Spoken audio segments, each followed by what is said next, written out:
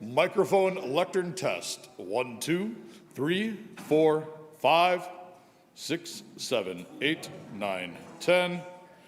This is a test. 1, 2, 3, 4, 5. Why, thank you. Why, and Anthony, let me know when you're all set, and we will close this feed. We are. This is a test. Thank you. Ladies and gentlemen, at this time, we ask you to please silence your mobile devices. Please take your seats. Our program is about to begin.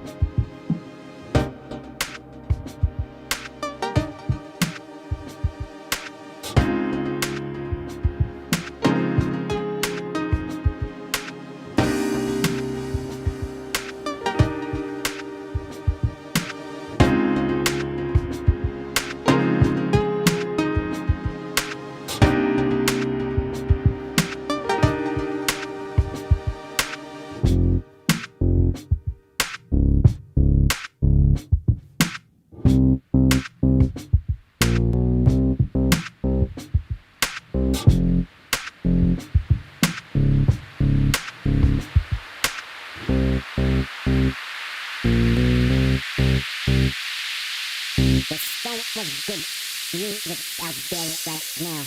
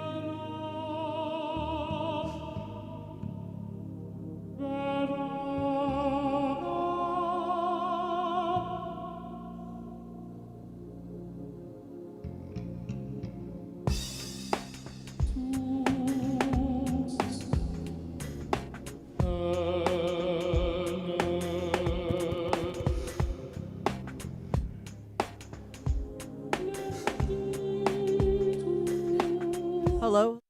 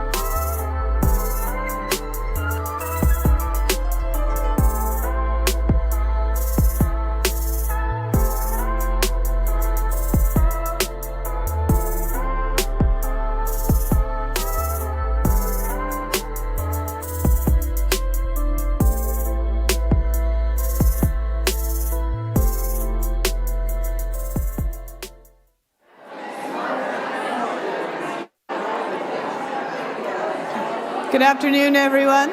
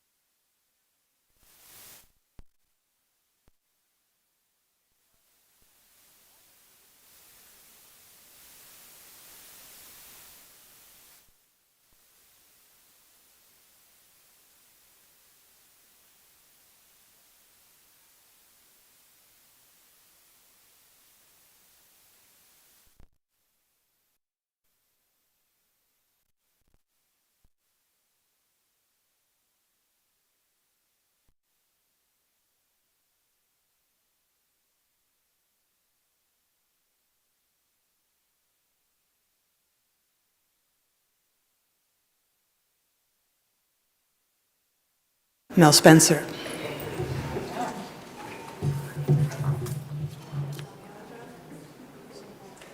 Check, check. All right. So last year, Lynn contacted me and indicating she was going to do a service for Judy this year and asked if I would play guitar and do a couple of songs, to which I, of course, replied, absolutely, I would be incredibly honored to do so. And then she indicated that she wanted maybe some additional background music to accompany the guitar. So my first image was maybe some cymbals between my knees, like a, harmonica or something like that.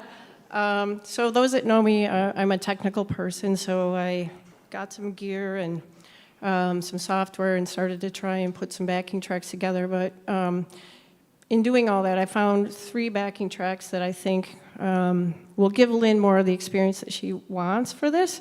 So I won't be playing my guitar, but I will be singing along to this. Then she said there was going to be several hundred people and it was going to be live streamed. And I was like, Lenny, I play at campfires and small parties. So I became as nervous as a long-tailed kitty cat in a room full of rocking chairs. I'm not kidding y'all. But seriously, when someone asks you to honor somebody like Judy Cranston, you step out of your comfort zone.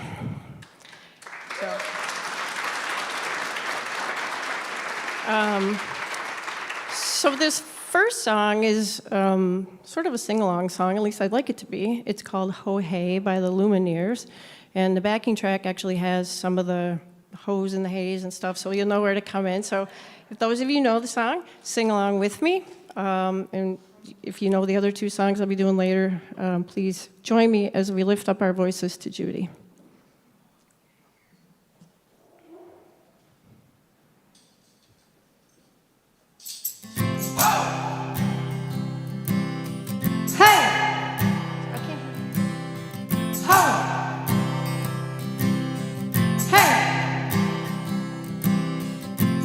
I've been trying to do it right. I've been living a lonely life. I've been sleeping here instead. I've been sleeping in my bed. Sleeping in my bed.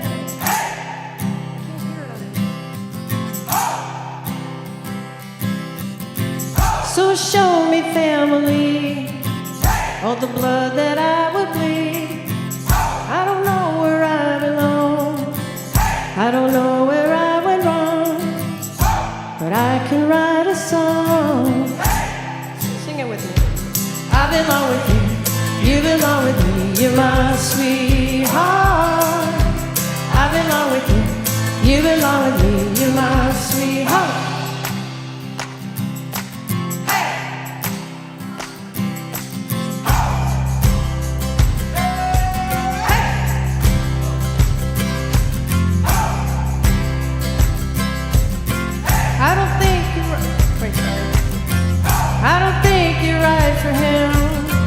Think of what it might have been if you took a bus to Chinatown, standing on Canal in Bowery.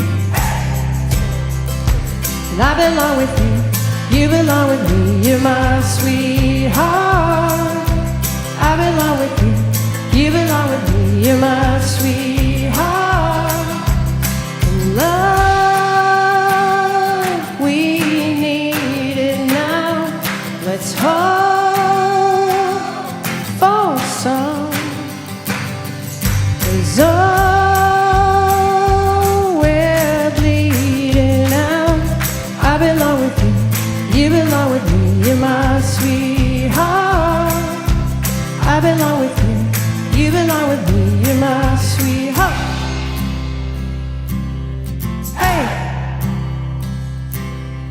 Oh! Hey, Jude.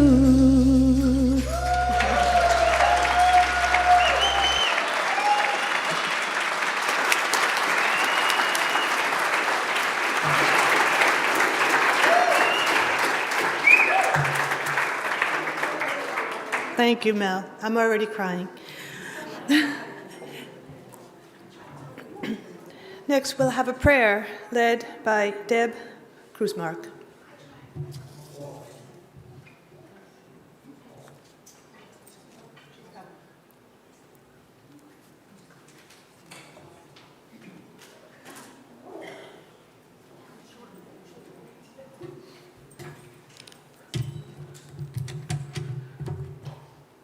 Good afternoon, friends. My name is Debbie Kruzmark, and I am honored and humbled to be asked by Lynn and Judy to share with you a prayer and some of my memories about Judy. Please pray with me.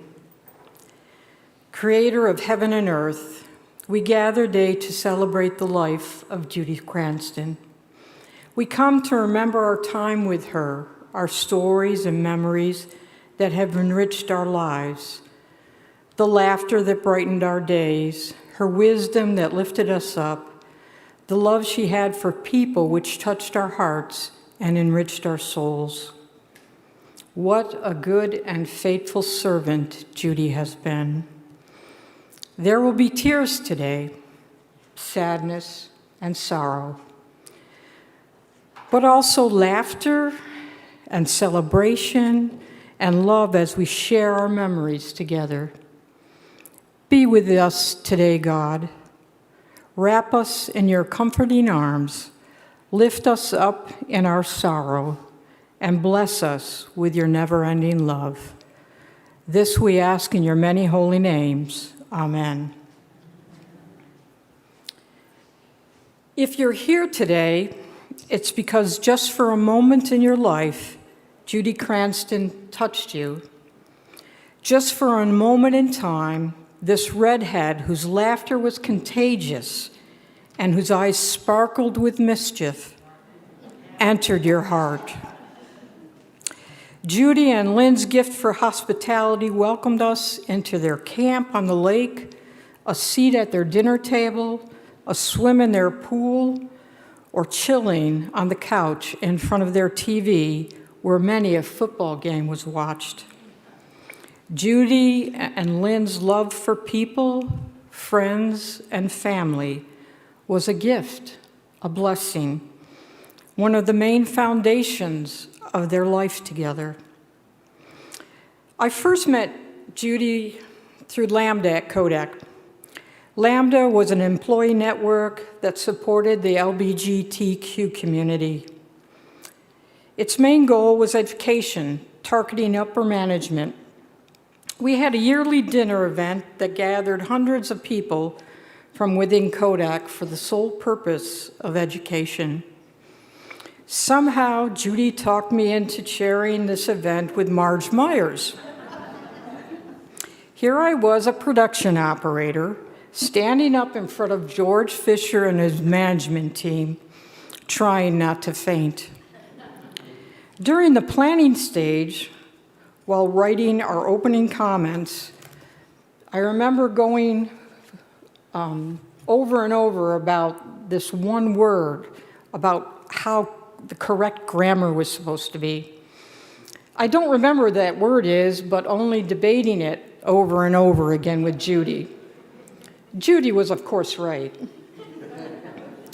The evening of the event, when I got to that word somehow, I caught Judy's eye, and together we shared a special smile of connection.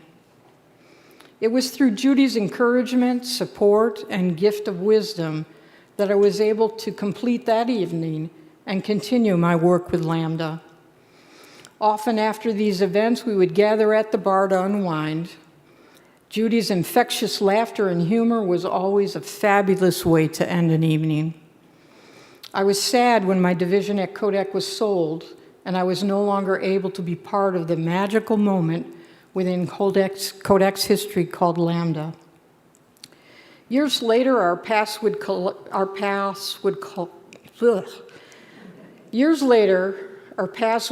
again when Emily Jones talked me into serving on the board of directors of the Gay Alliance. Judy was also a member of the board and invited me to be on her fundraising committee. Now, I'm an artsy-minded person, and Judy, as you well know, was business-minded. Judy and Emily were certainly challenged while teaching me to do the elevator speech. You know, how you have to ask for money in a short period of time without making an ass of yourself.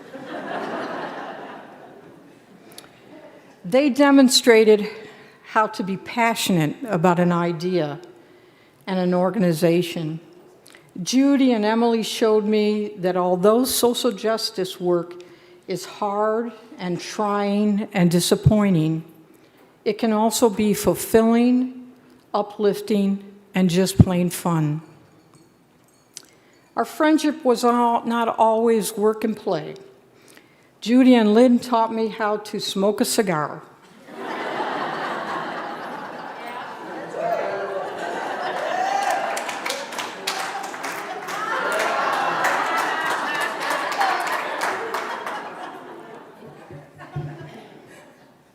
We bumped into each other in P-Town one summer, and later that night we gathered for drinks at their place overlooking the main drag, Commercial Street. There we smoked our cigars and lifted our glasses as we watched the drag queens walk down the street, wondering how the hell do they walk in those shoes. Our paths went different ways, but we stayed in touch through emails, Facebook, and football, betting a beer whenever the Jets played the Bills.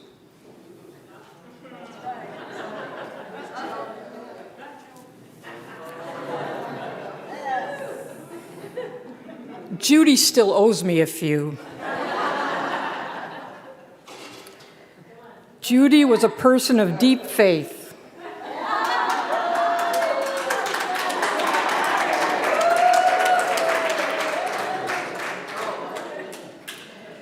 Judy was a person of deep faith, and we shared our spiritual journeys from time to time. Her relationship with God was not just within the church, but in her everyday life. It brought me personal comfort hearing that Judy was given last rites by my dear friend and former head of Metropolitan Community Churches, Reverend Elder Nancy Wilson. I am also thankful that she was with Lynn, her devoted, loving wife, when she left this world. My faith tells me we will all meet up again to hear that laugh, lift a cold one, and smoke a good cigar. There is a song that the Flirtations sang, and at the end of the song it goes something like this. My voice isn't anywhere near what was given to us today, but here goes.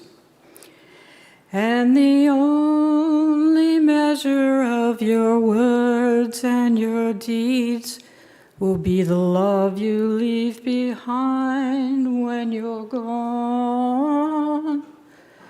The love you leave behind when you're gone. You're leaving a lot of love behind, Judy. I love you, and I'll see you soon.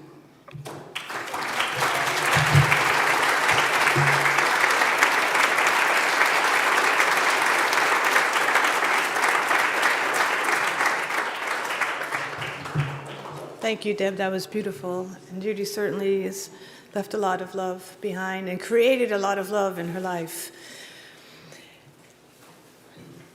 Judy requested that her brother Kevin eulogize her, and so we were honored today to have Kevin to deliver the eulogy. Our brother Kevin Cranston.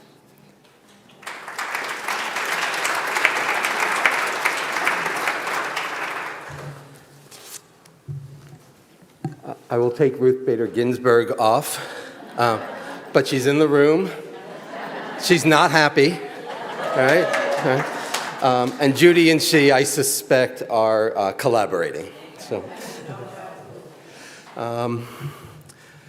and with all due respect to my fellows, what a beautiful room of women this is.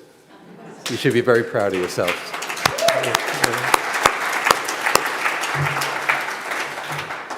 So good afternoon.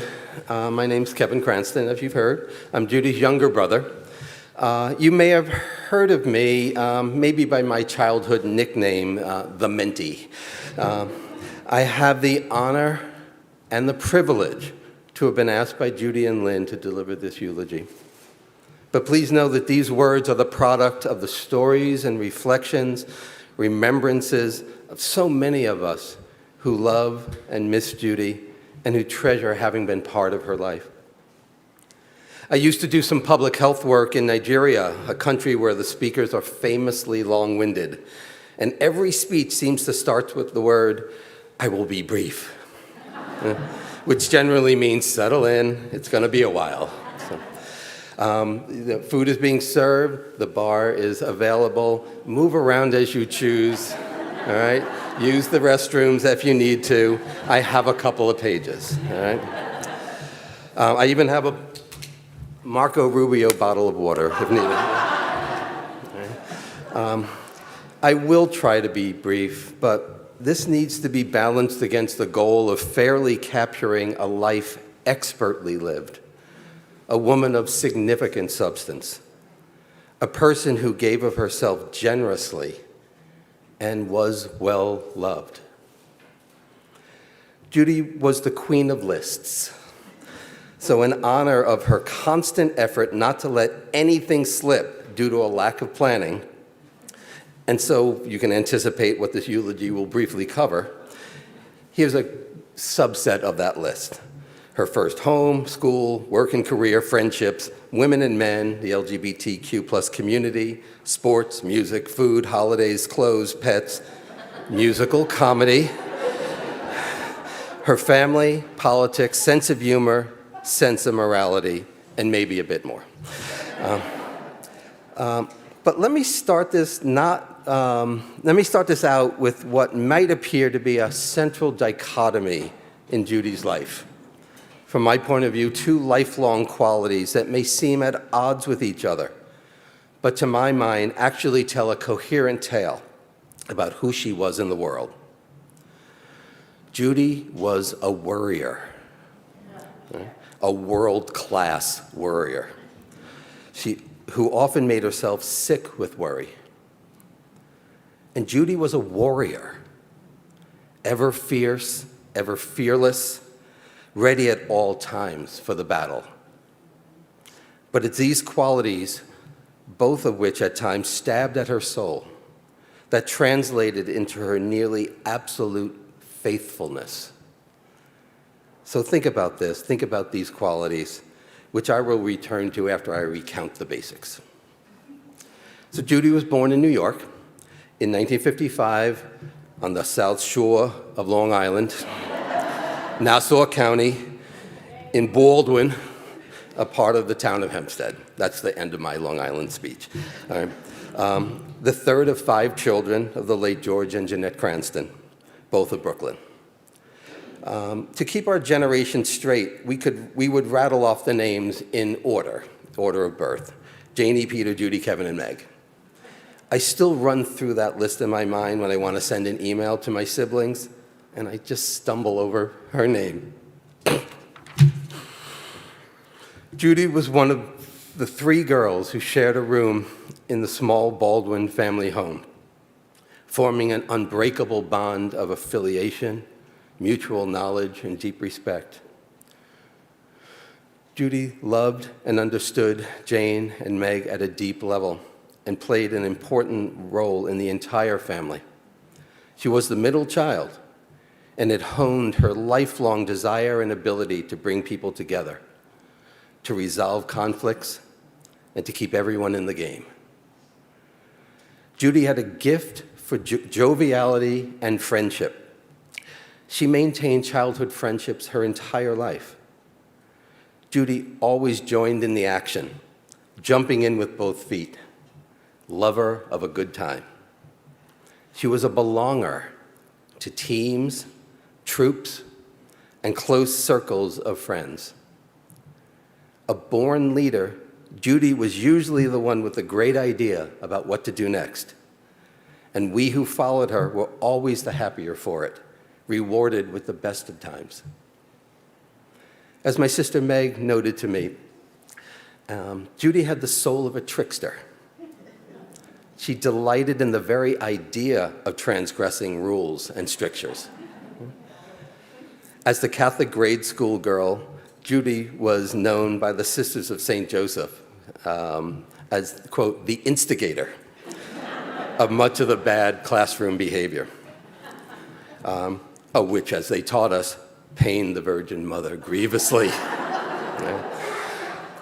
This mischievous nature played out constantly in her sense of humor, as she reveled in the outrageous, in the prurient detail, even references to bodily realities best avoided in politer company.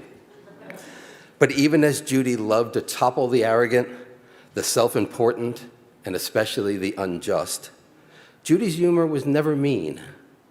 Her jokes, broad smile, and laughter were infectious, generous, available to everybody. As a child, academics were decidedly secondary for Judy. She sweated every exam, paper, and deadline.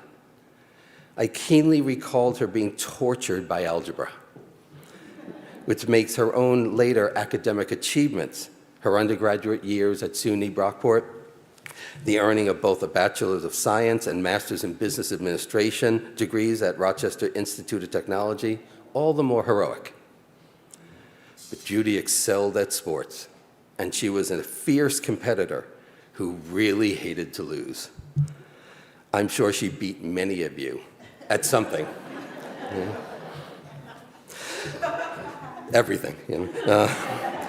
She played basketball as a young woman. She was one of those feared point guards who squeezed out every scoring opportunity, screamed positions and encouragement to her teammates. She could fake a pass like a WNBA pro. Okay, political aside, by the way, Judy would want me to remind you that they are those world-class professional athletes who play some of the most exciting basketball and yet who remain underappreciated and particularly underpaid. She followed team sports. She was a true fan, and you've gotten a taste already. Right? Judy learned golf and tennis as an adult and insisted at being great at both. She was even good at things like video games, cards, board games. She loved her thrills: motorcycling, water skiing, snowboarding, jet skiing, racing around Lake Honeoye on their boat. You know, the faster the better, the sharper the turns, the more delighted she was. But true to her inner nature and Judy's need for respite from her sometimes turbulent self, she was never really happier than sitting silently with a rod and reel in hand at the end of the dock or at calm at sea. Didn't matter if they were biting. From both my parents, Judy developed, as my sister Jane would say, a true moral compass. Keep your promises, share the burden, pay your way, appreciate and honor the challenges other people face. Be true to your core values. Be ready to sacrifice for the right thing. Speak the truth, act justly.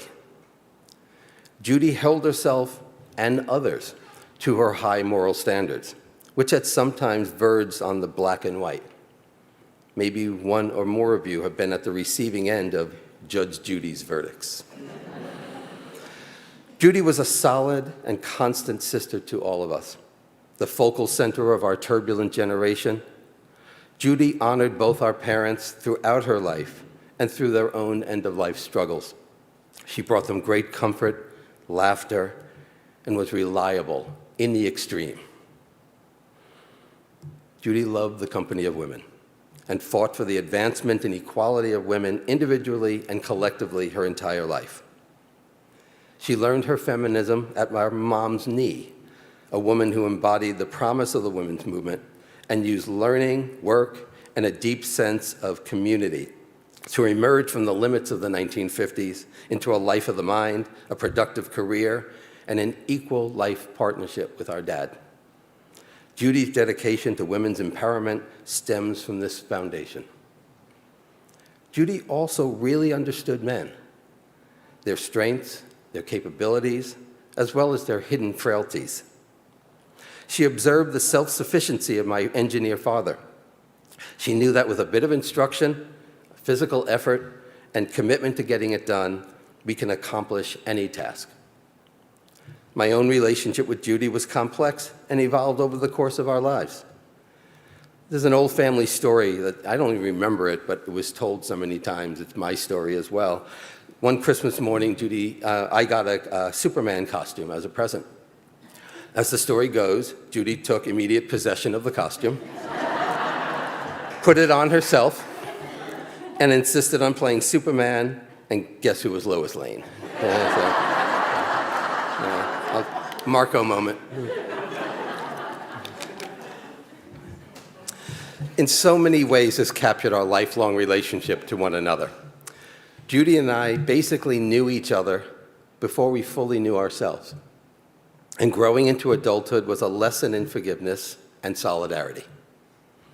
We came out at slightly different times in our lives, but when she was ready, Judy embraced the true meaning of the Audre Lorde quote from Sister Outsider, "Your silence will not protect you."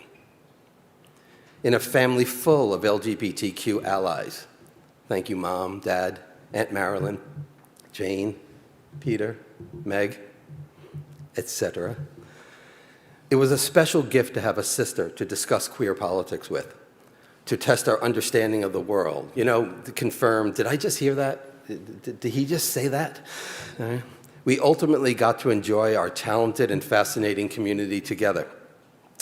Had LGBTQ friends in common. We attended the 1987 March on Washington with our partners at the time. Remember, Deb? We would regale each other with tales from the queer city and share directly the losses and triumphs of the HIV pandemic. She was the first member of my family with whom my husband, John, a survivor of his own chronic health challenges, shared his full story, knowing she would not only understand, but celebrate his survival. This shared knowledge of each other ultimately bound us together socially, politically, and as brother and sister. Movement politics became part and parcel of Judy's life as a vibrant and prominent member of Rochester's LGBTQ+ community. Judy was president of Kodak's first, what was then called Gay and Lesbian Committee, later Lambda. And this was in the late 80s, early 90s, when corporate America was just starting to wake up to the fact that homophobia in the workplace was causing companies to lose some of their most valuable employees. And this was the birthplace of her activism. Judy followed local and national movement politics closely, worked hard on legislative, public policy, and political campaigns. Judy was a committed member of multiple boards of directors, working on behalf of the former Rochester's Out Alliance and its subsequent incarnations. I think there were like 4 different names over time, including as vice chair of the governance and secretary of the board of Trillium Health, a community health center working on behalf of the right to responsive and equitable health care access. Judy was anyone's dream employee and was a born manager. Rising through the ranks at Kodak at a young age through sheer effort, solid commitment, and an incredible work ethic. She attained manager status, ultimately overseeing complicated photochemical supply chain logistics. Judy was again and again the first woman in various professional roles and jobs. I recall Judy saying years ago that as she took on the management of a new team, she would say to them, I will be, and often this was made up of men of various ages and backgrounds, I will be your best boss ever, or your worst nightmare. I know what she meant. There you go. She fought for her teams, recognized talent no matter how raw, advanced coworkers who got the job done, but held laggards and liars accountable. Anytime Judy had to downsize a team, she felt it in her gut. Layoffs, which were inevitable in a dynamic corporate environment, were excruciating for her, and she understood and appreciated well the personal and family impacts of her decision, and felt them deeply. It's no wonder that John Hover, her colleague at Kodak, chose her to come to his company, Hover Davis, to serve as Chief Operating Officer. This was a huge career leap for Judy, having been at Kodak for such a long time. And she managed a very competitive, high-technology operation. She loved it, and of course, excelled at it. Then at an age when most of us choose to cruise into the latter stages of our careers, Judy made another big leap, out of corporate life and into the nonprofit sector. Remembering her love for the Girl Scouts, her commitment to women's empowerment, and knowing she had more to give, she took the Chief Operating Officer position at the Girl Scouts of Western New York, and later, when presented with the opportunity, after much stomach aching, that worrier again, assumed the role of Chief Operating Officer. Ultimately, her dream job, where every one of her skills were put to work. No one has ever brought more energy, enthusiasm, drive, and heart to her role. And her life with the Scouts was the zenith of her career, her beloved home. At her retirement, her team presented Judy with a blanket, it's right over here, covered in words that expressed how they saw her. Our leader, trusting, inclusive, encouraging, kind, welcoming, hilarious, supportive, honest, helpful, compassionate, wise. What a lovely lexical legacy. Judy treasured that blanket to the end. She had it close by, and the last time I came down to visit, she made sure that it got pulled out so I could see, and it got laid out after she was gone. About that word, hilarious. How do you talk about Judy without talking about her sharp wit, quickness of mind, love of laughter, and that huge inviting smile? Judy could be joyous, ironic and sarcastic, could topple the idiotic, elevate the silly, find hilarity in the mundane, and especially could laugh at herself. So Judy didn't really care about clothes and fashion, okay? As a little girl, she was visibly and audibly hated wearing dresses. In fact, I thought I saw a picture of her in a dress, and I was talking to Lynn about it. I was like, oh, you got a picture of her in a dress? It turns out to be a long shawl. So, mind you, she was always appropriately dressed and cut a sharp professional figure in public. But I knew her to strip immediately to stretch pants and t-shirts as soon as she got home. Judy was an early adopter of mail-order clothes shopping, way before Amazon. And a trip to the department store, the mall, or the boutique was for her sheer torture. Judy lived for her pets, her kittens, as she used to call them, her mature dogs, her new puppies. They returned that love abundantly, and I could talk for an hour about her and animals. Judy was a maven of the holidays, the maven of the holidays. And with Judy, it was always a cavalcade of special occasions. Christmas, 4th of July, especially at Lake Honeoye, birthdays, anniversaries, Pride. Judy and Lynn threw terrific parties that were the must-be-there events for their circle of friends. I'm sure you don't need me to tell you.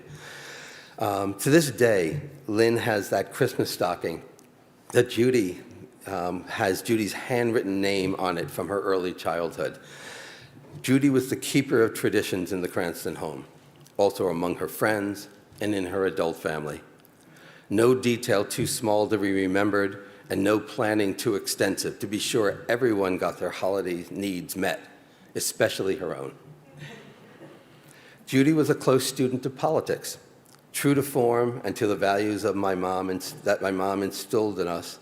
Judy stood by her principles of social justice, care for the needy, equality across race, class, gender, identity, and ability, and the fight for progress in our societal systems and structures. In other words, the left wing of the Democratic Party. Judy gave generously of her time and treasure to candidates and causes, organized with the best of them, was on a first-name basis with her state, local, and federal representatives. When the late, great Congresswoman Louise Slaughter passed suddenly, I asked Judy if she had known her. Judy laughed. She immediately sent me a slew of pictures of them together in the Congresswoman's office. There's one up on the board, you'll see. Judy, a basically conservative woman at the personal level, transcended that style to advance a bold social agenda for the world.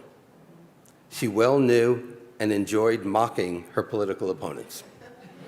Near the end, when she could barely speak, she made endless fun of the My Pillow guy,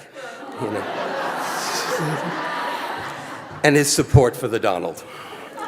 She would ape that hugging motion. When she couldn't make any other joke, that was her joke. Yeah. She and I would watch Randy Rainbow videos for hours. Her particular favorite in the last days was Kamala, sung to the tune of Camelot. Judy did not get to see Donald Trump lose the 2020 election. Political note, she would definitely want me to state clearly and for the record, he did lose the election. Thank you.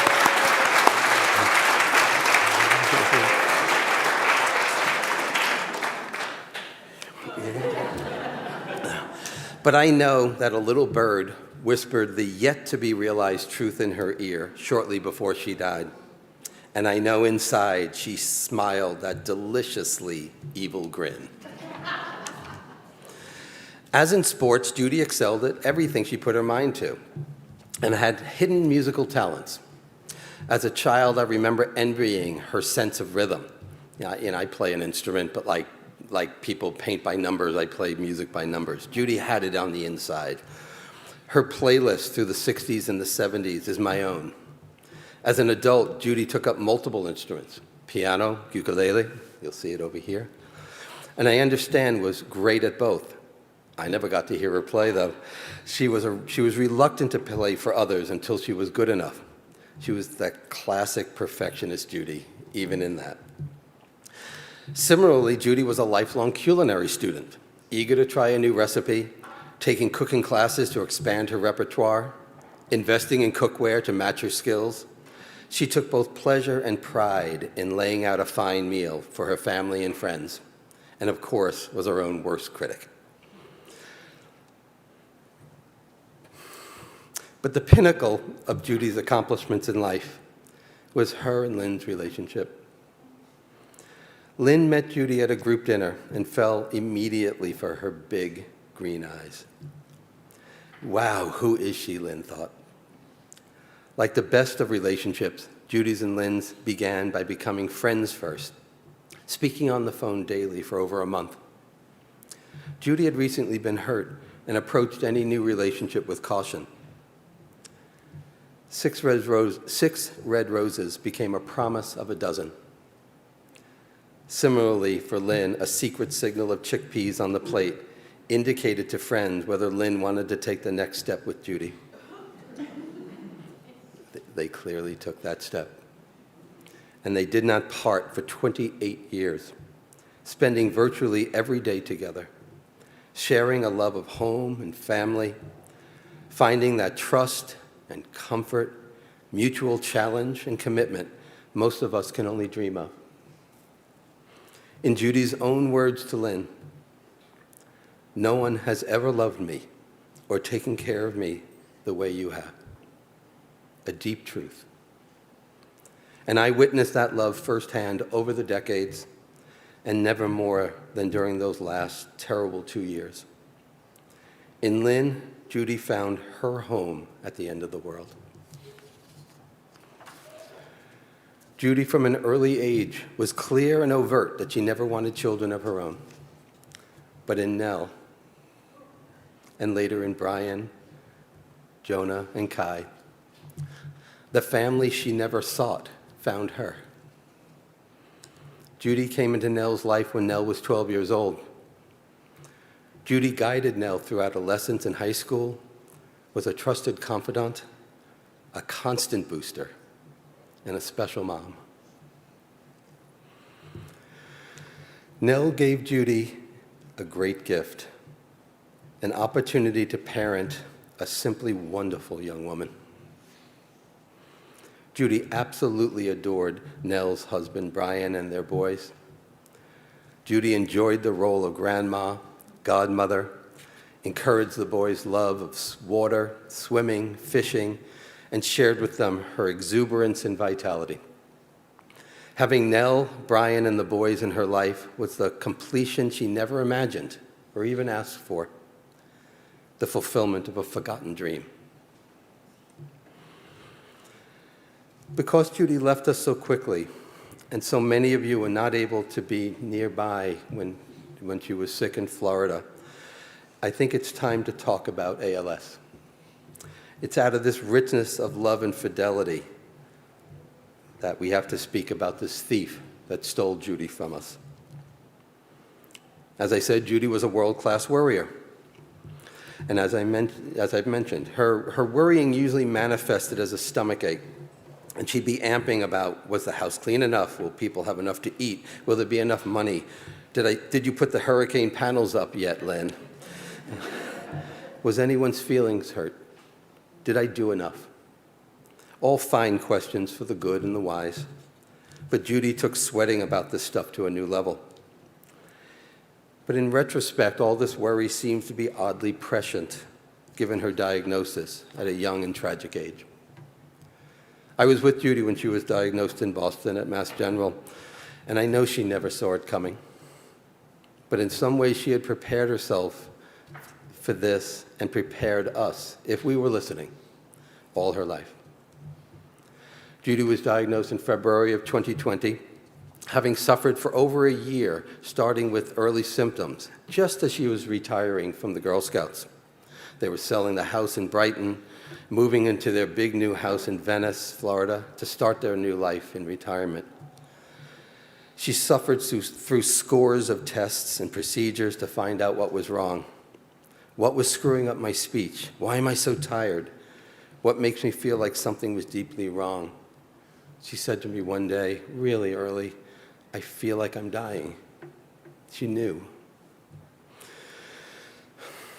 The diagnosis came right on the brink of the impact of the COVID-19 pandemic in America, and it seriously interrupted her access to care and many of the supports that I know you offered her. A devastating diagnosis for anyone. Judy was particularly unlucky to have an aggressive form of the disease, the so-called bulbar presentation. ALS daily grabbed valuables out of Judy's hand: her voice, her freedom to enjoy her favorite foods, on many days, her mental focus and upbeat spirit, and finally, her strength and dexterity, her very physical independence. Judy particularly hated the creeping inability to make a quip at the spur of the moment, that particular gift of hers. But boy, did Judy have Lynn to stand by her every moment, fighting for every bit of function and independence, listening to her frustrations, taking on her work, honoring her choices. Truly, no one has ever. Suffering from and dying of a terminal disease is not in itself heroic, but choosing to live maximally in the face of that certainty, to maintain as much as possible the routines of her life built with Lynn, to choose the manner of your life, however shortened, rather than letting the illness set the terms or define you, and especially holding fast to those you love when fear and pain and resentment might understandably cause you to push them away. These are the stuff of heroism. In another way, and in no way to minimize its cruelty, her ALS diagnosis freed Judy up from a great deal of that lifelong worry. Having a certain, albeit frightening, prospect ahead, and despite her abject fear of what would happen, Judy also was lifted up from her daily frets and newly learned to focus on herself. Many of us were gratified by her newfound ability to say simply, "What do I want?" Judy firmly set the terms of her last months, drew boundaries around how she would use her time, ate candy with abandon, orange slices, circus peanuts. How can you not love that? She even looked for and decided, again firmly and without equivocation, how she would ultimately bring an end to her pain and suffering. Judy took as much control of her life as the thief allowed, negotiating daily with Lynn the terms of their new life, swimming frequently in the pool with the help of those noodles, learning to use assistive devices to enable her to be heard, keeping their plans to travel to their beloved St. John, dictating instructions for her last blessing by pointing to the letters on a styrofoam letter board that Lynn made for her, never failing to put in place the proper space and correcting any misspellings.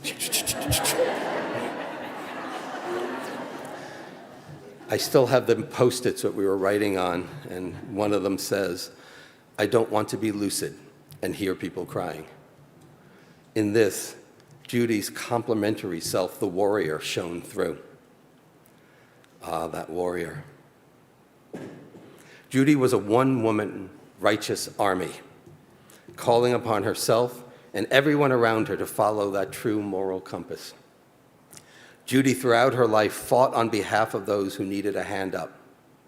As a manager and co-worker, Judy did not countenance unfairness, inequality, or the abuse of power in any way. She fought for policies, practices, and systems of accountability to truly change things. And she was effective at it, using her voice, skills, influence, and sheer personal power to bring the vulnerable, to protect the vulnerable and advance justice. When a young trans girl wanted to join the Girl Scouts, and who wouldn't, Judy stood up for her at considerable personal and professional risk, not only to enable that one young girl to belong with other girls in accordance with her deepest and truest identity, but to help change council policy. Never one to take on a battle for battle's sake, Judy was motivated by a deep sense of justice and by wrong when justice was denied.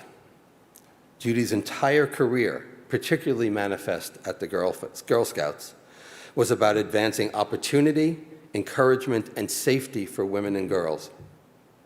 Building on her own story of growth from that young girl struggling with algebra to a senior business manager in a high-tech firm, Judy insisted on adding science, technology, engineering, and math, the so-called STEM skills, to the extensive list of learning and development opportunities offered by the Girl Scouts. As Audre Lorde also wrote, "Each one of us is here because somebody before us did something to make it possible."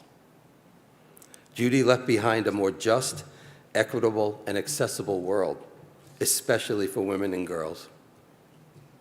So in the end, the worrier and the warrior in Judy unified into a single quality of faithfulness to her values and upbringing, to her professional roles, to her colleagues and coworkers, to her sister scouts, to her pets, to the woman she loved, to her family, to the larger community.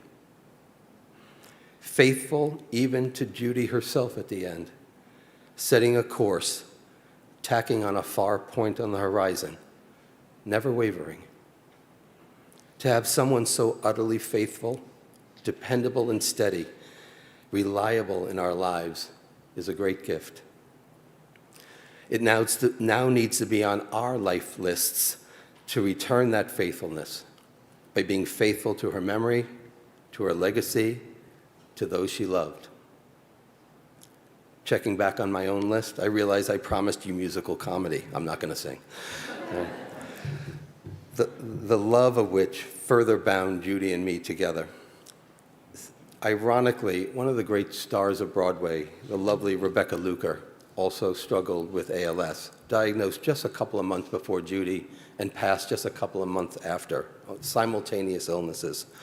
One of her great roles was as the departed Lily in Secret Garden, and the reprise of the Come to My Garden number.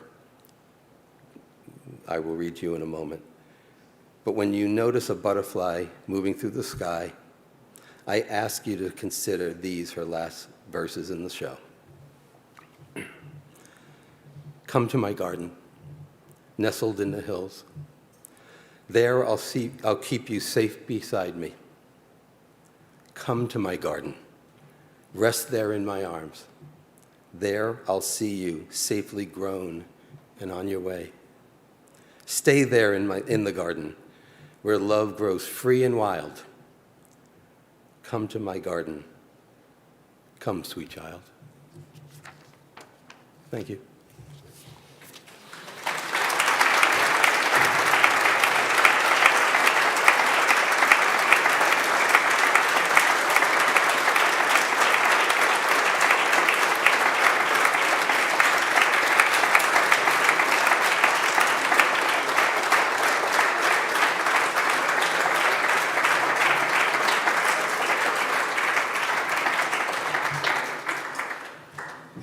Thank you, Kevin. How beautifully you honored Judy.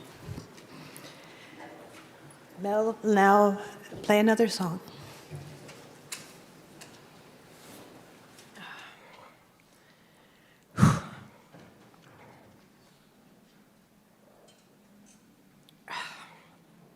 Sorry. I was kind of searching for a little piece of scripture because I share Judy's faith. And the one that I sort of came up with is from 1 Peter. And the God of all grace, who calls you to his eternal glory in Christ, after you have suffered a little while, will himself restore you and make you strong, firm, and steadfast. To him be the power forever and ever. Amen. If anybody's in heaven, it's Judy Cranston. Sorry.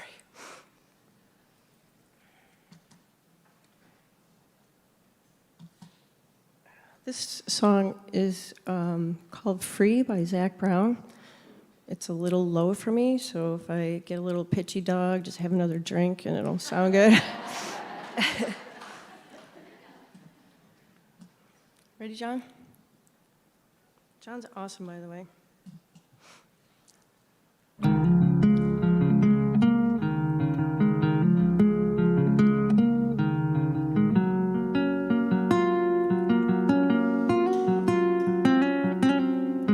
So we live out in our old van, travel all across this land, me and you. And we'll end up hand in hand, somewhere down on the sand, just me and you. Just as free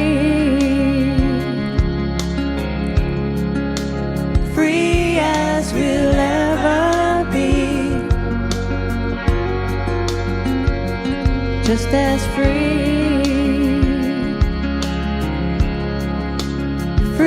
as we'll ever be.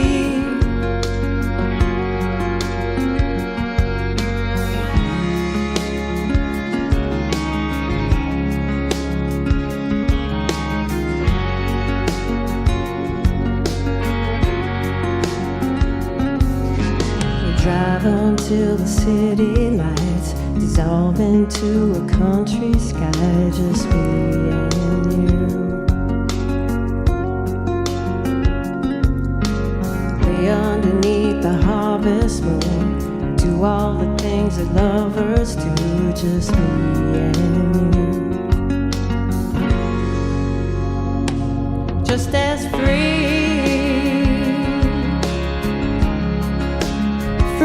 as we'll ever be, just as free as we'll ever be, and ever be.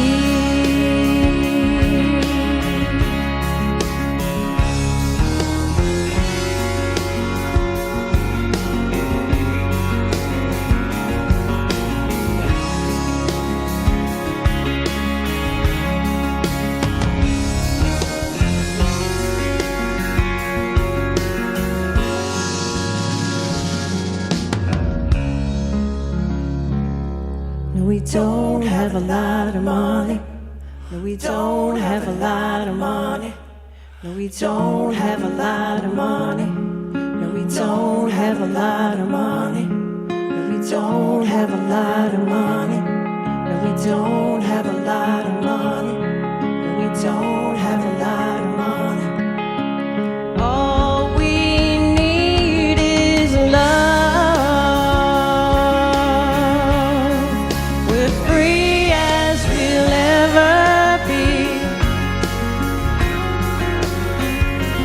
Just as free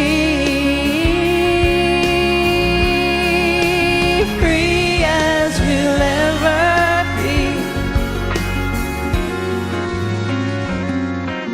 So we live out in our old van, travel all across this land, to be and you.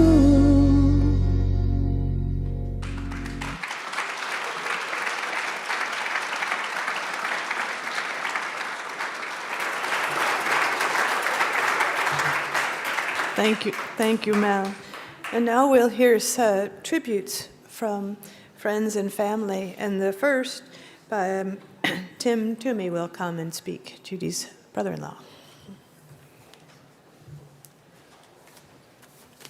Well, folks, Kevin, that was spectacular, and it could have been twice as long. It was very, very good. I'm impressed. As they said, my name is Tim Toomey, and Judy was my sister-in-law. And as some people would say that I was her favorite son-in-law, living in Syracuse. Brother-in-law, I'm sorry, yeah.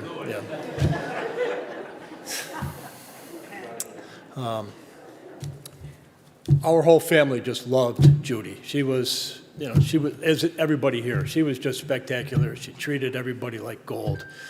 She was a real princess around our house. I was so happy to have Judy as a sister-in-law. I'm Irish, as Judy was, and it was great to have another Irishman in a family of Italians. An Italian father-in-law who was great to all of us, and an Italian mother-in-law who was that Italian mother-in-law.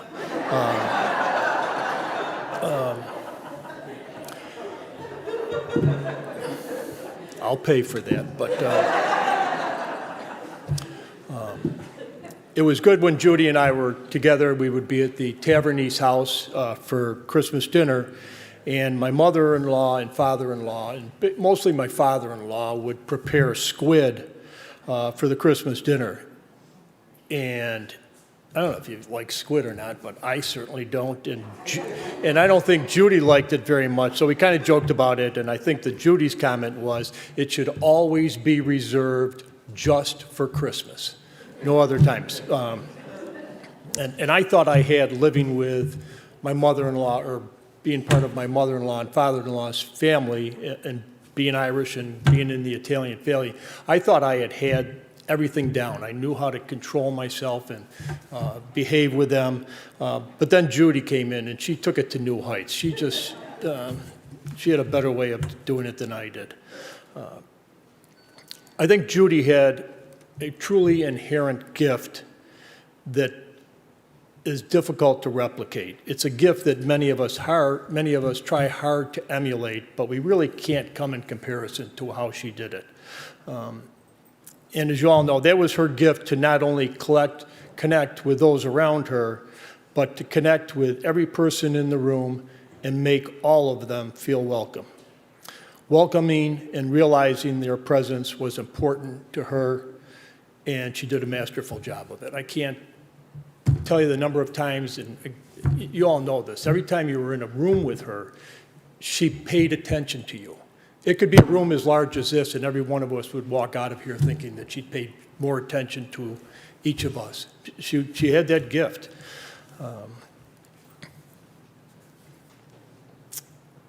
I could go on, not as long as Kevin, but I could go on telling all sorts of stories about Judy and how she affected all of us, but it would take way too long. So what I really would rather do is I would rather just read to you notes from 3 of my children about Judy. The first one, we visited Aunt Lynn and Aunt Judy one summer to go swimming in the pool. Someone had purchased a giant water balloon launcher, if any of you have seen that. 2 people had to hold the ends of it, and one person would have to hold onto the balloon and pull back the launcher.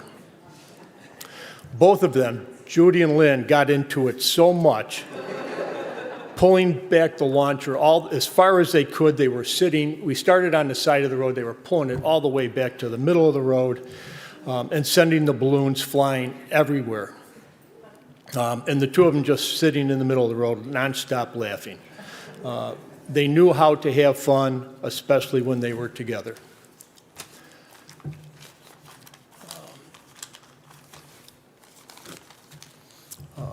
Next child. There was a summer family meetup at Judy and Lynn's cabin on the lake. I was 25, and this is from a daughter-in-law. I was 25 and a new mom. What has stuck with me in the 15 years since is the way 2 women embrace fun. The smiles and confidence as they zipped around the lake on their jet skis was admirable. At this time of my life, I needed to see that adulthood wasn't all that scary. Judy showed us how to hold on to what makes us truly happy and share that joy with those around us. In conversation, Judy kept an individual connection with each person in the room. I've seen her exchange a private wink or snicker on an inside joke. She made you feel like the most interesting person at the party. And I think that really fits Judy, right to the point, spot on. In closing, I would like to make a suggestion. The first time I met Judy, and many times later, Judy made me feel like the most important person in the room. In my words, she touched me. She really did. She made me feel different. She made that lasting impression. She made me feel glad to be where I was. And when I say lasting impression, I really mean that it stayed with me. If we think about it, if we really think about it, each of us has been touched by Judy in a special way. Something she said, or something she did for us changed us for a moment, a day, or even a lifetime. So let me suggest that each of us try to be a little bit like Judy. Connect with another person, touch that person in a meaningful way, make that person's day. Do it in honor and of memory of Judy. Thank you.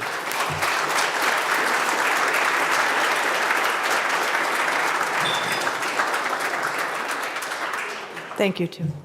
I noticed there are a lot of people standing. There are some seats around if anyone needs a chair. So our next speaker to give a tribute to Judy is our sister Jane.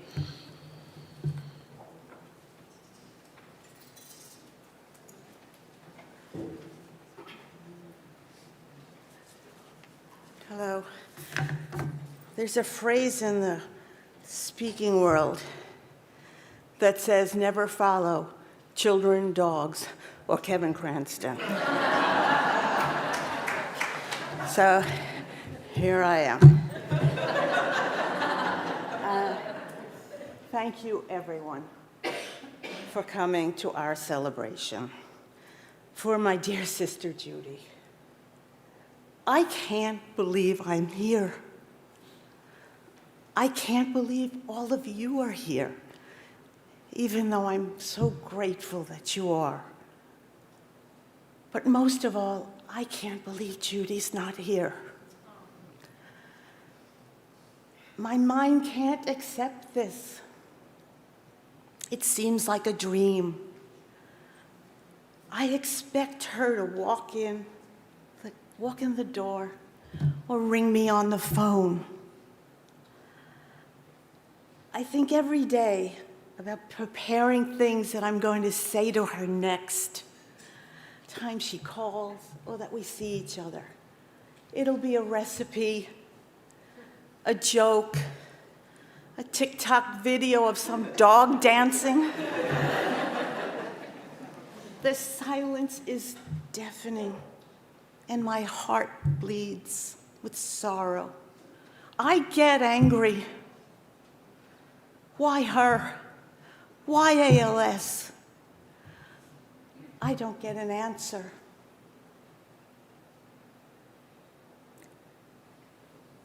Judith Ann was our parents' third child, the middle of 5. My mother called her my prettiest baby. And the baby with the best temperament. And that was true. Judy took those sparkling green eyes, those big cheeks, the constant smile, the outwardly easy manner, which Kevin will tell you, she was not that easy inside. She took it from the cradle into adulthood. I can look at any picture anywhere and I can spot Judy, just like this one.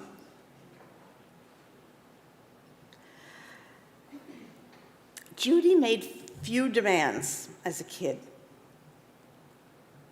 but wearing clothes that were tight, frilly, or looked anything like a dress was a no. Her first communion dress was an A-line.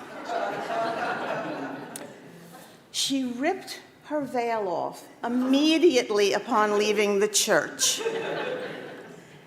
and then went over next door to the boy next door who she was friends with and hit him over the head with her bouquet.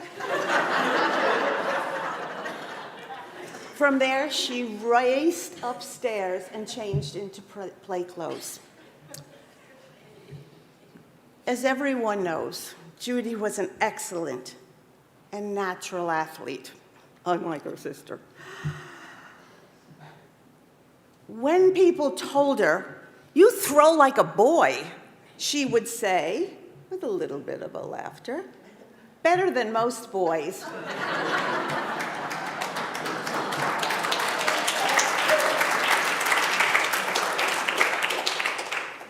And you got a problem with that? She almost exclusively played team sports, basketball and baseball particularly. She was extremely competitive, but she was competitive for the team and never wanted the glory of winning herself. In high school, she would stay up nights worrying. She had lucky socks that she wore the same threadbare socks the entire season because she was a little bit superstitious. Despite this, in high school, she would score 50% of all the team's points. And she would worry about not scoring more or not pitching well. And when she'd apologize for not scoring more points, she'd say to the team, "Well, the ref fouled me out." And she said, "I had sharp elbows." And Judy had sharp elbows.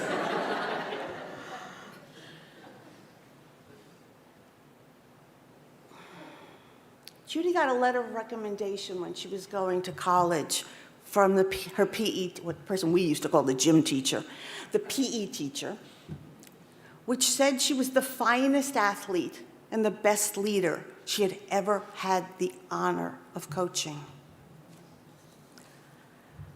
I remember once going to an all-family picnic. The boys and the fathers were playing baseball.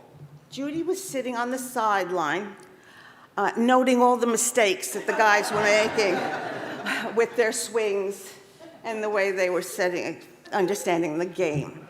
My father said to her, come on, Judy, come on, go to bed." One of the fathers sarcastically said to my father, "Too bad she's not a boy."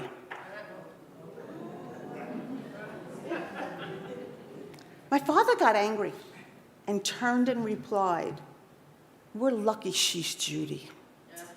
I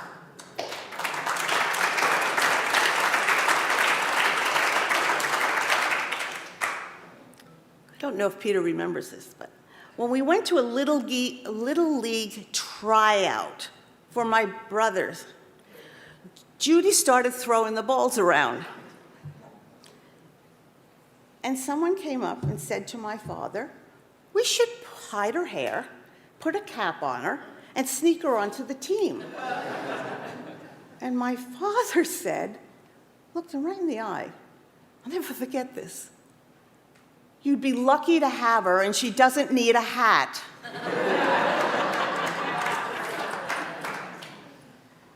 In high school, Judy complained that the boys got the uniforms and the equipment for nothing, and the girls had to pay for it. Remember those days? Yeah. Title IX had just been made a law, and my mother took Judy's complaint all the way up the ranks to the superintendent of schools, and the girls got what the boys had. That was Judy's first advocacy for girls and women, and she would participate in that for most of her life. People at Kodak, there are some Kodak people here, I hear. I met us, right? Yeah, hello. Wow. Recognized her potential even when she was putting Instamatic cameras together on the midnight shift because she had dropped out of school and my parents said, "That's nice, what are you going to do for a living?" She was often the first woman to manage a group of men. She was also one of the few openly gay employees at that time, proudly displaying her partner's photo on her desk.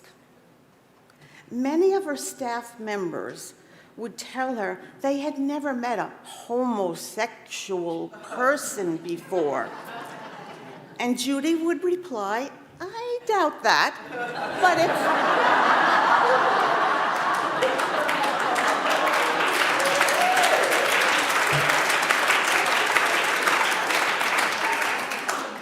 "I doubt that, but nice to meet you."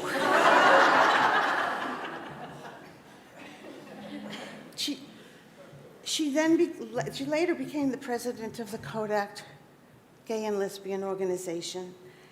And as somebody mentioned, we're doing groundbreaking work, teaching senior management what it was like to be a young gay boy, gay girl, trans person, to the point that she had a room in tears one time. Judy was an outstanding leader. People loved working for her and with her. She was fair, she was real, she was predictable. She took every one of her vacation days and expected you to do the same. She was an excellent listener and had the motto, listen 76% of the time, and then speak after you've listened. She saw potential in people, particularly in women, often women who didn't think they had it or weren't ready. She was rarely wrong. Judy liked to have fun and lots of it. She had more toys than anyone I knew. Motorcycles, jet skis, boats, canoes, pickleball, fishing equipment. I mean, on and on and on and on. And they'd sell that and they'd buy more. And I didn't know how to use any of them. She played joyfully with them and shared it with many people. Whether it was that salt cell for the humid climate I have a beach house in, the delicious chocolates from the landmark candy store in Buffalo, or that artisanal vanilla extract from the woman that she met someplace, Judy always gave you a gift that was unique, personal, and useful. Nothing extravagant, just right. And just said, I'm thinking about you. Judy was wise. Whenever I had a predicament, I sought her advice. Of course, she would listen first, ask a few questions, and then suggest, with no pressure, that I follow what she said for the sake of the situation. She was particularly good at advice for me about men, because she worked with a lot of men. She goes, they're engineers, what do you want? Though it may seem odd, she gave me excellent insight into dating straight Jewish men in New York City.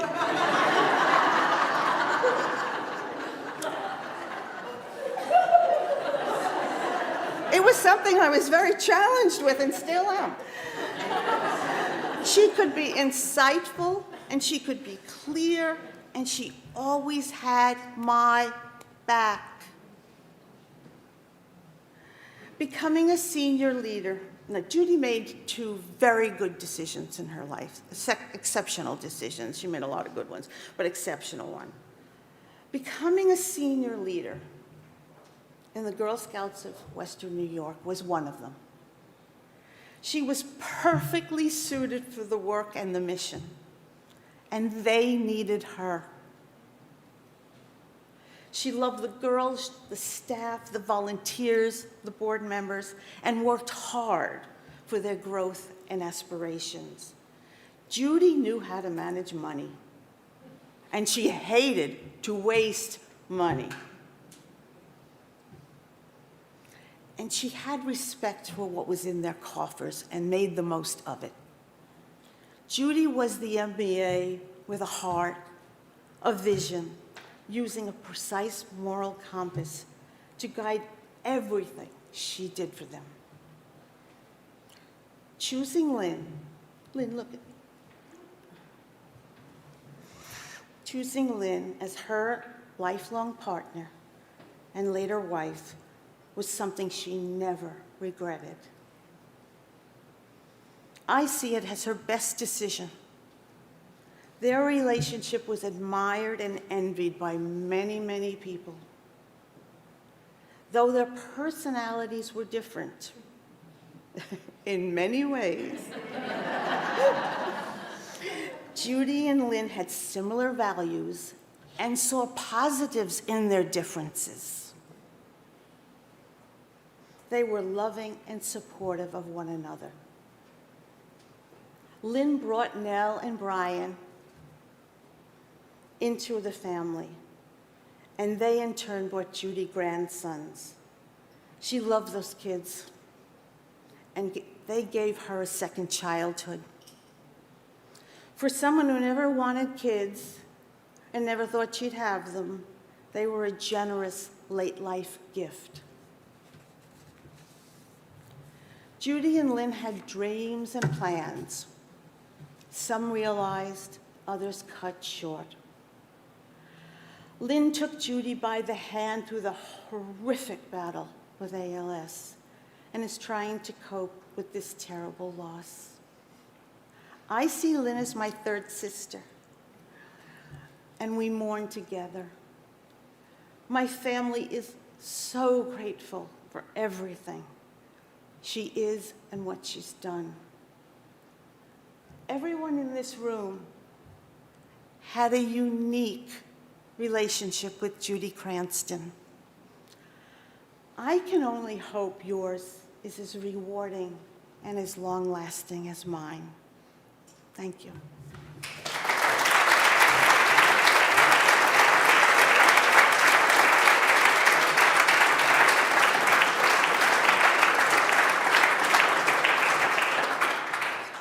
Thank you, Jane. When I think of Judy, to me, the word that describes her best is friend. She was my sister, but also my very, very dear friend and a friend to so many, all of you here.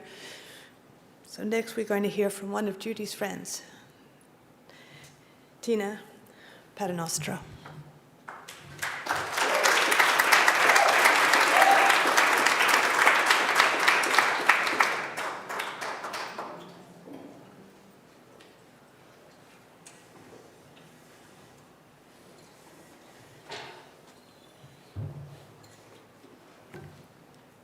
If anybody has one of those spicy tequilas, or if not, go get one, because at the end of this, we're gonna...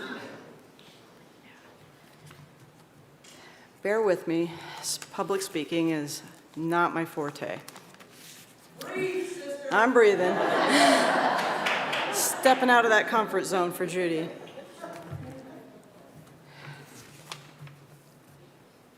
Hello, everybody. I'm so privileged to be here with you today to share some memories and stories of our Judy. My name is Tina Paternostro, and I, along with a wonderful group of Rochester ladies, was so incredibly blessed to call Judy Cranston my friend. Trying to capture what Judy meant to us in a short speech is an impossible task, and I doubt although I didn't know Judy the longest, like many of you here today, that didn't matter, as Judy would go out of her way to get to know you. It wasn't the quantity of the time, but the quality of time that I spent with her that I appreciated the most. Just like that blanket says over there, and that's the inspiration for this speech, Judy held so many roles in her life and career: CEO, leader, sister, mother, board member, advocate, and wife. Of all of those descriptors, we were lucky enough to call her friend.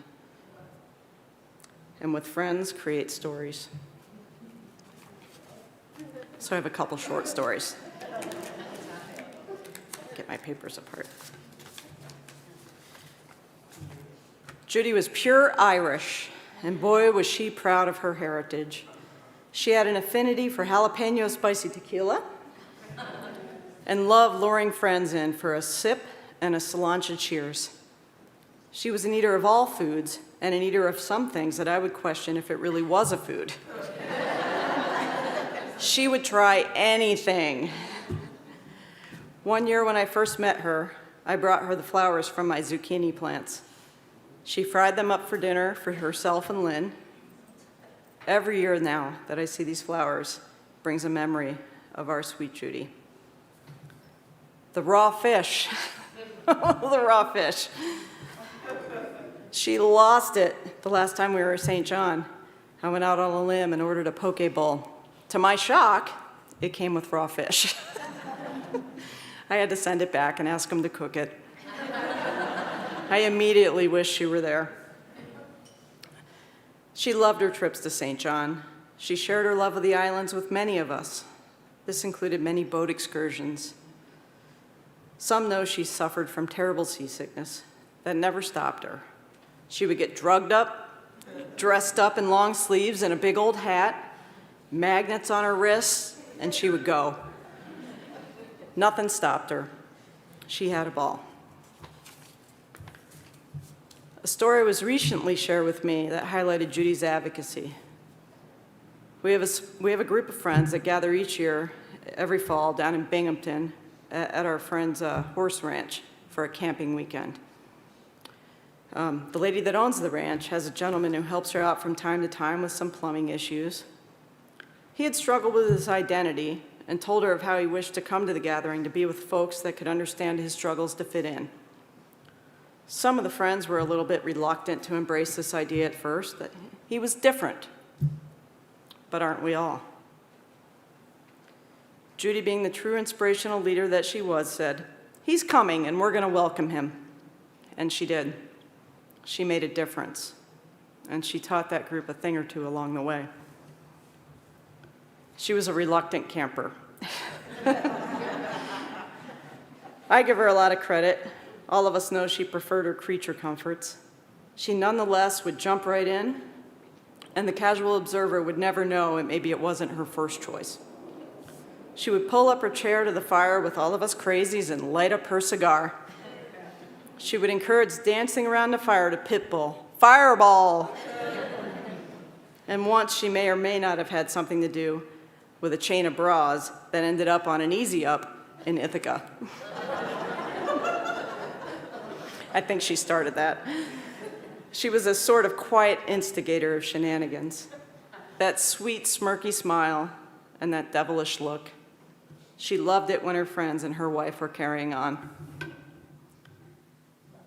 I miss my friend. I miss our conversations, our texting back and forth. I hope I was able to rekindle a few memories and spurn a laugh or two today. Don't be sad she's passed. Keep her in your heart, because that's right where she is. And if you're here today, you mattered to her. And for that, you were truly blessed. So, sláinte, Judy. Sláinte.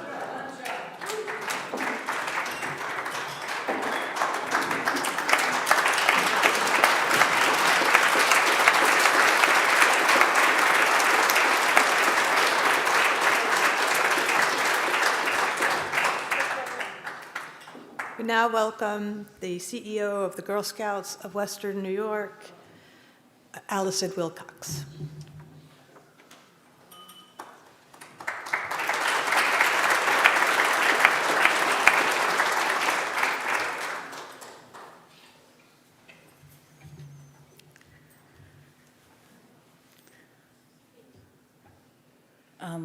It's really my honor to be here today representing the Girl Scouts of Western New York.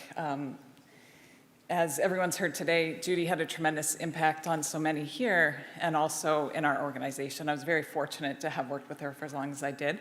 And we also were very fortunate that because Judy retired in January 2019, we actually had the chance to tell her what she meant to us in several gatherings. And we have to say that even in the last week of Judy's time with us at Girl Scouts of Western New York, we'd already had several parties, but staff just wanted to keep having them with her.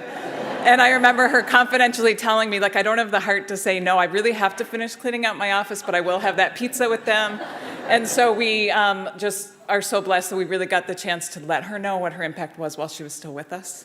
And so I'm representing our organization with many of the words and messages that they said for Judy. And as you know, the blanket that's already been mentioned, I have some of the words from that as well. So Judy had a tremendous impact on the lives of so many, including mine. Many staff members, volunteers, families, and girls reached out to share how much they missed Judy and what she meant to them. She was a true Girl Scout. In an article in the Rochester Business Journal, she made sure that she shared that she followed the Girl Scout slogan, "Do a good turn daily." She was an incredible champion of girls and women, as we've heard today. She truly made the Girl Scouts of Western New York a better place. Her accomplishments, I wouldn't be able to try and convey those in 5 minutes for you today, but she made a lasting impact on our organization.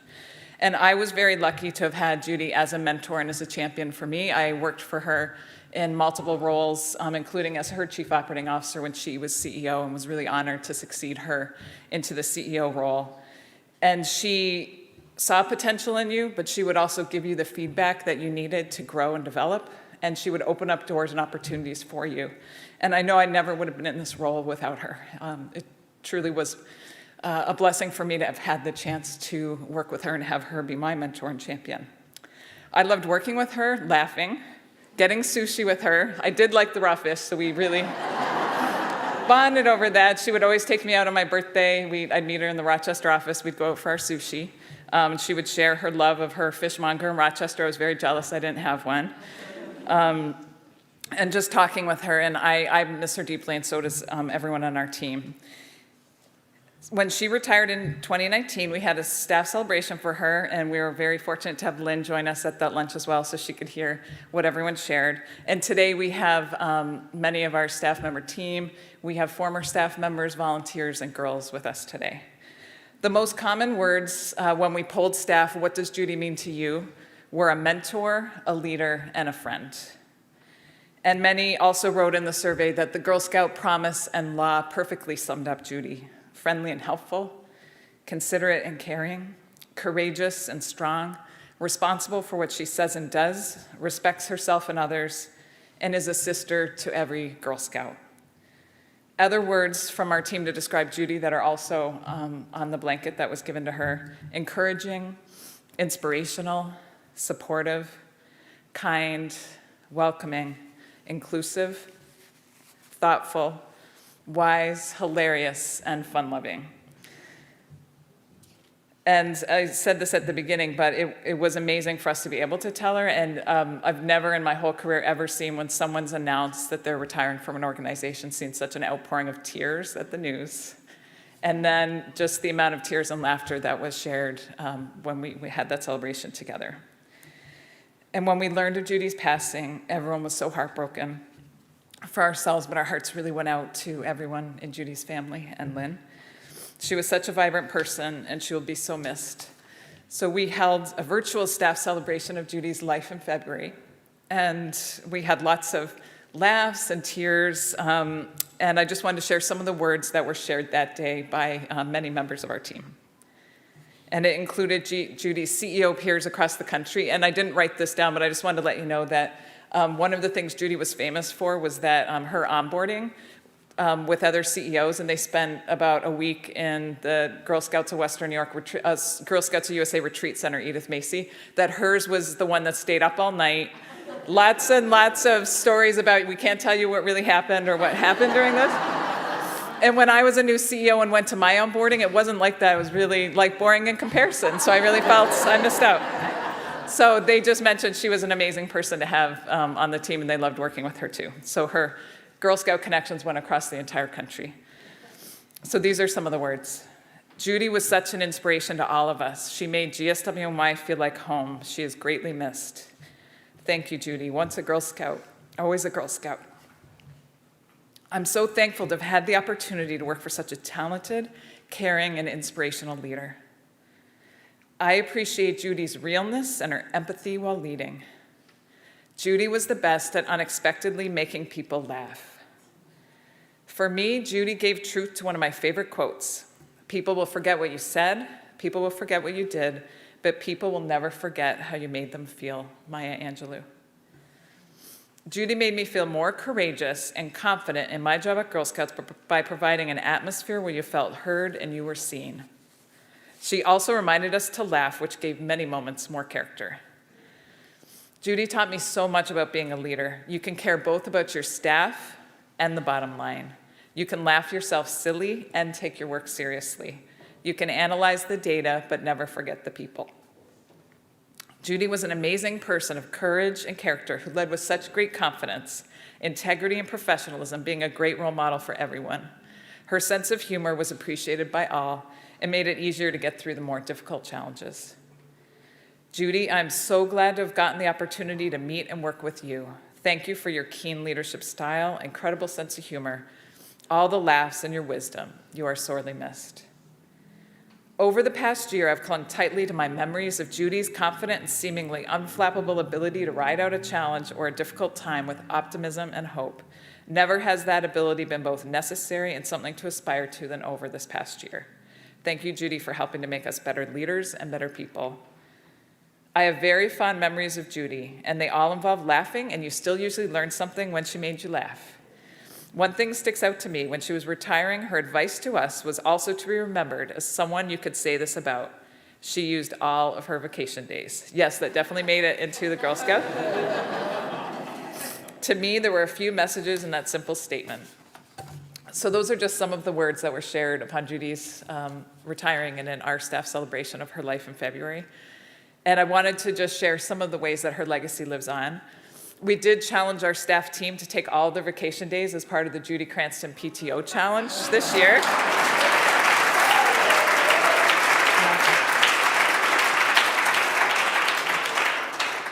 And we'll keep checking and make sure they're doing it, hold everyone accountable. And a plaque in Judy's honor has been created and will be dedicated at our Rochester Service Center. And a bench that was dedicated to Judy upon her retirement at Camp Piperwood in the Rochester area is being expanded upon with a dedication to Judy, which will be a beautiful space for girls and members to rest and reflect while at camp, which will be commemorated this fall. And then one other thing that I forgot to put in this, but we all shared laughs, and as everyone said, you had your special moments with Judy where you felt really close with her. And I'm a Canadian and she's a New Yorker, so famously, she helped teach me some skills to stand up for myself and be direct. That's very hard for Canadians. We say sorry if you bump into us. And then I tried to also help her sometimes with, there's a Canadian way we could get through this situation together. So it was our Canadian and New York relationship. It was a really nice balance, like peanut butter and jelly. And so I just wanted to thank you so much, Lynn, and to all Judy's family and friends for letting us be part of today. She really made a lasting impact at Girl Scouts of Western New York. She'll always be missed and never forgotten, and it was really an honor to be included today. So thank you so much.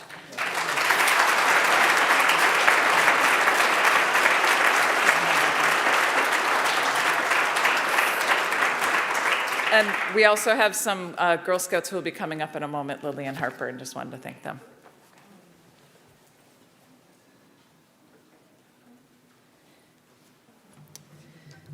So Mel will join us for another song, and Lynn invites our families to come to the balcony here, and you will see as a special part of our service.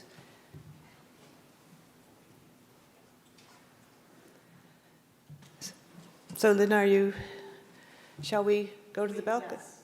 Okay, okay. Okay.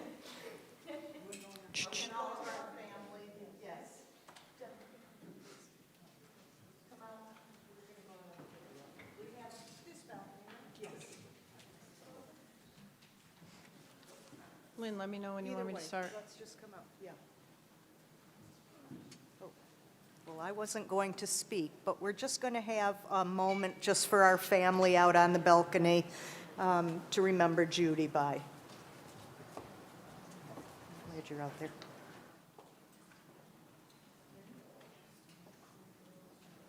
The girls are going to do after this. Yeah.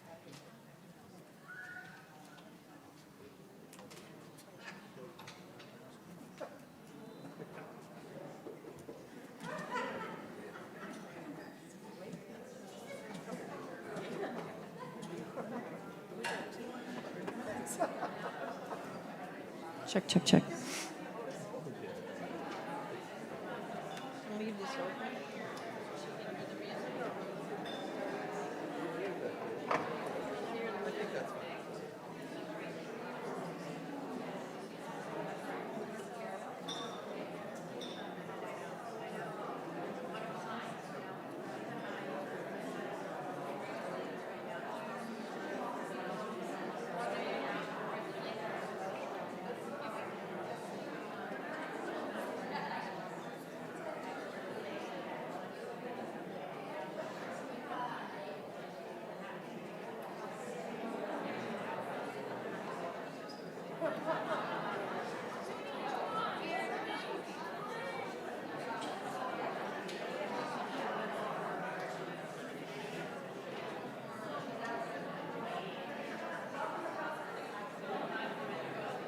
Now?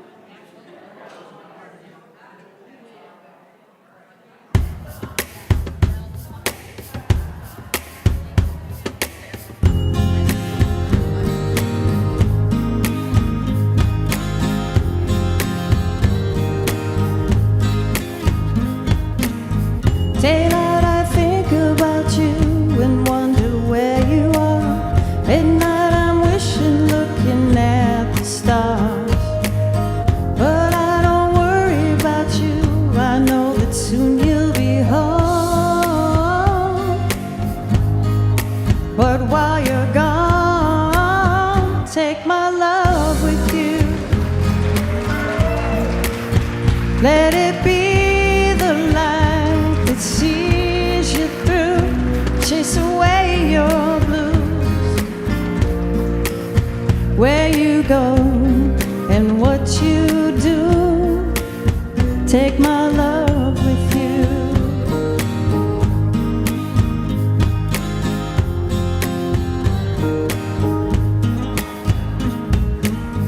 I'll be your talisman, I'll be your lucky charm. Put it in your pocket, put it in your heart. And in your weakness, baby, just let it help you along and make you strong. Take my love with you. Let it be the light that sees you through, chase away your blues. Where you go and what you do, take my love with you. Take my love with you. Take my love with you.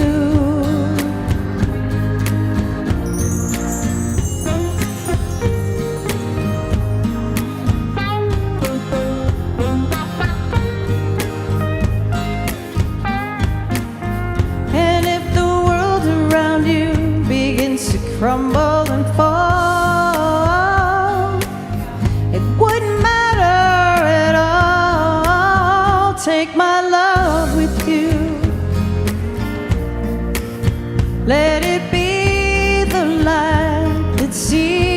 you through, chase away your blues. Where you go and what you do, take my love with you.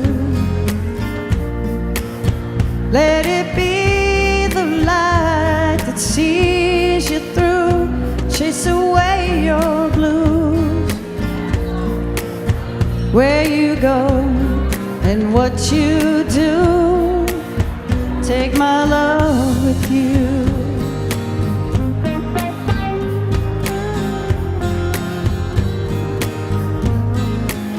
Take my love with you.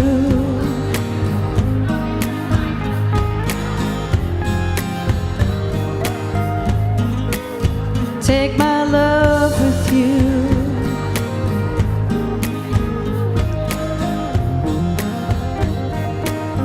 Take my love with you.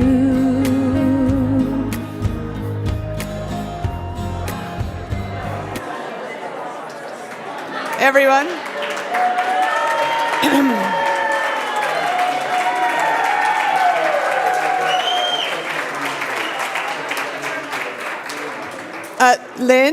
Lynn, the Deputy Mayor of the City of Rochester is here to present you, Lynn, with the key to the city on Judy's behalf.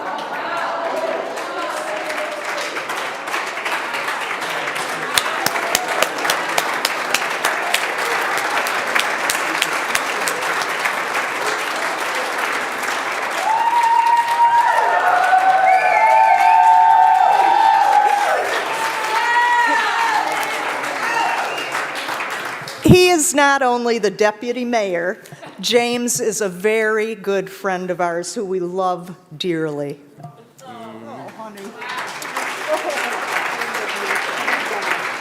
Absolutely. Oh, I'm happy to do it. Yeah, so hi, my name is James. For those of you I don't know, I am the deputy mayor. As my dad would have said if he were still alive, that and $3 will get you a cup of coffee. But I was very lucky to know Judy and Lynn both, and I was very lucky to know Judy both personally and professionally. And as I was coming back into town, and the streaming was great because I didn't miss any of this. I was able to listen in the car, and it was so moving and incredible. And for those of us in the LGBTQ plus community, and I know there's quite a few of us here, Evelyn Bailey does this remarkable series called Shoulders That We Stand On, and it really is a great way to learn about so many of those pioneers and groundbreakers in the LGBTQ plus community that came before us. And in listening to Kevin's beautiful eulogy, and I realized that, Judy's shoulders were so much broader and stronger than I ever realized. And we are so rich to be able to stand on the shoulders of those who came before us, and she gave so many people a boost with those shoulders, girls and young women and people that she worked with and mentored, and she's left behind a legacy really for our whole city, right? All of these things she imparted, all the gifts that she gave, all of those things she did to empower people and to break down barriers. It's made this community and the communities within it, our LGBTQ plus community, such a better space and such a better place, and it's going to define us and our city forever. And so in Rochester, the highest honor we can give to any citizen is the key to the city. And the mayor had worked with Judy over the years when she was involved in the Girl Scouts in particular. And when I asked, there was no hesitation whatsoever. And so I'm going to present this to Lynn, but I'm going to read it if I can. So Mayor Lovely A. Warren, Deputy Mayor James P. Smith, and the citizens of Rochester, New York, posthumously present Judy Cranston the key to the city of Rochester, New York, in recognition of her courage, eloquence, and dedication to improving diversity, gender equity, and girl empowerment. Her tenures with the Girl Scouts of Western New York, Hoover Davis, and the Eastman Kodak Company demonstrated her outstanding ability to uplift, improve, and encourage both people and organizations in her strive for excellence. Judy made Rochester a better place for women, girls, and the LGBTQ+ community, and her accomplishments are indeed a source of pride for all of our residents. The city of Rochester is better for having the honor to call her a citizen.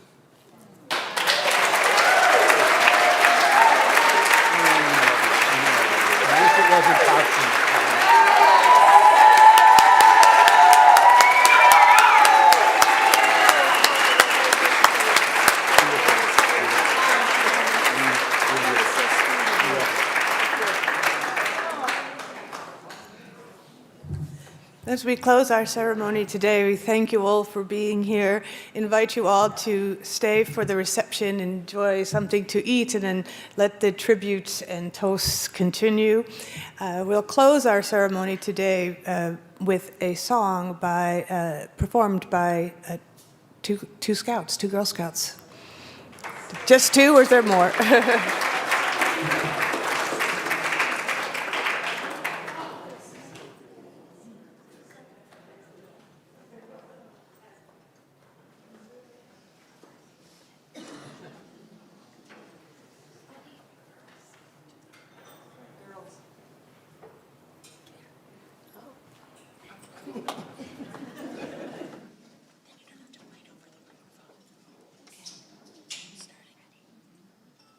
Day's done, gone the sun, from the lakes, from the hills, from the sky.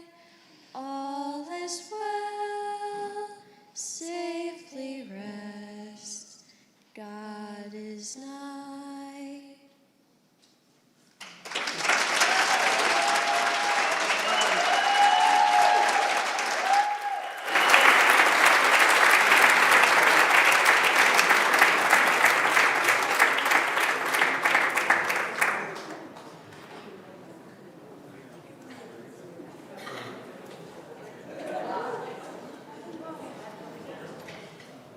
Please, everyone, have something to eat. The bar is open. Thank you so much for being here.